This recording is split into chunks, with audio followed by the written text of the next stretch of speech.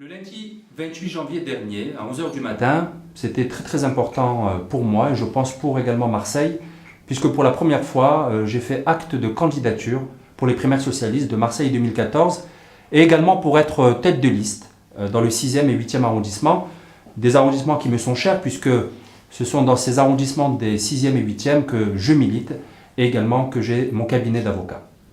Cette déclaration de candidature, je l'ai faite pour les Marseillais, pour le renouveau politique à Marseille, dans le cadre de mon parti, qui est le Parti Socialiste, puisque vous savez que certainement les 13 et 20 octobre prochains auront lieu pour la première fois des primaires socialistes dans notre ville de Marseille, où je serai donc aux côtés de mes autres camarades socialistes qui sont également candidats, pour pouvoir par la suite être départagé, être élu par les Marseillais, puisque ça sera une primaire ouverte, c'est ce qu'a annoncé le premier secrétaire du parti, mon camarade Harlem Désir, et par la suite affronter le candidat de l'UMP qui sera certainement encore une fois Jean-Claude Gaudin, qui si en effet prend la tête des listes UMP pour les municipales de Marseille 2014, sera à sa 4e déclaration de candidature, puisque je rappelle qu'il a déjà 3 mandats à son actif.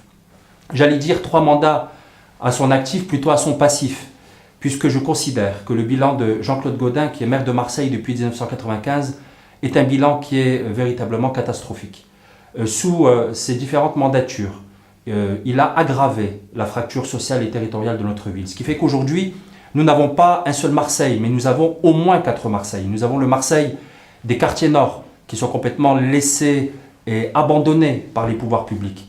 Nous avons le Marseille carte postale du centre-ville, le Marseille des stations balnéaires, le Marseille du Prado, de la Corniche Borély, et puis nous avons les quartiers sud. Et à l'intérieur de ces quartiers sud, nous avons des cités qui sont complètement abandonnées par la municipalité depuis 1995, notamment je pense à la Soude, à la Cayolle, dans le 9e arrondissement, mais également à la Sauvagère, à Herbel, dans les quartiers nord, je pense à Félix-Piat.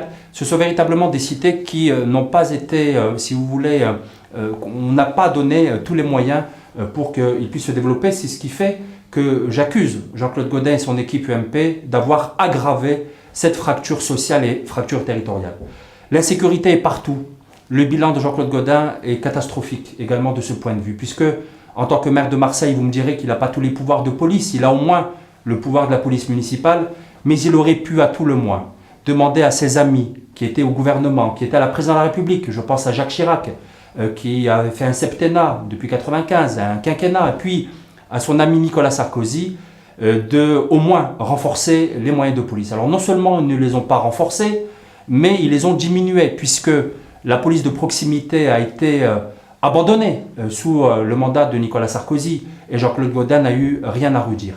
Il aurait pu également ramener de l'emploi, ce qu'il n'a pas fait. Il n'a pas su inciter les entreprises, il n'a pas su également sensibiliser les différents gouvernements de droite qui se sont succédés au pouvoir pour que justement ils ramènent de l'emploi, pour qu'on puisse réindustrialiser Marseille.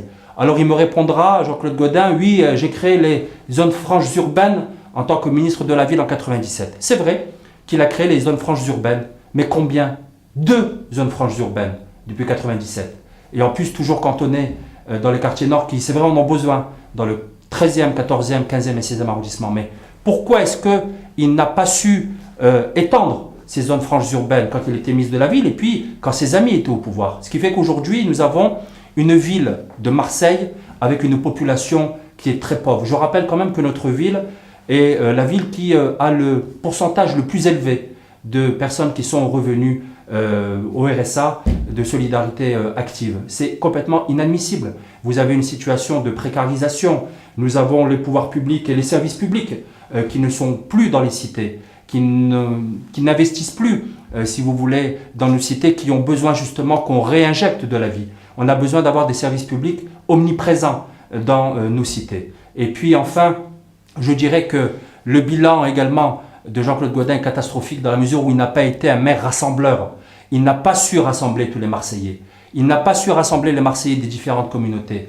Je me rappelle de ce jeune gitan assassiné en mai 2011. Au lieu de venir présenter ses condoléances à la famille du petit Santiago, il a préféré se pavaner dans les rues du Vieux-Port et au cours Belzins avec son ami Claude Guéant. Il n'a pas su réagir, il n'a pas réagi du tout aux insultes de Claude Guéant lorsqu'il a rendu les Marseillais d'origine comorienne comme les seuls responsables de toutes les violences à Marseille.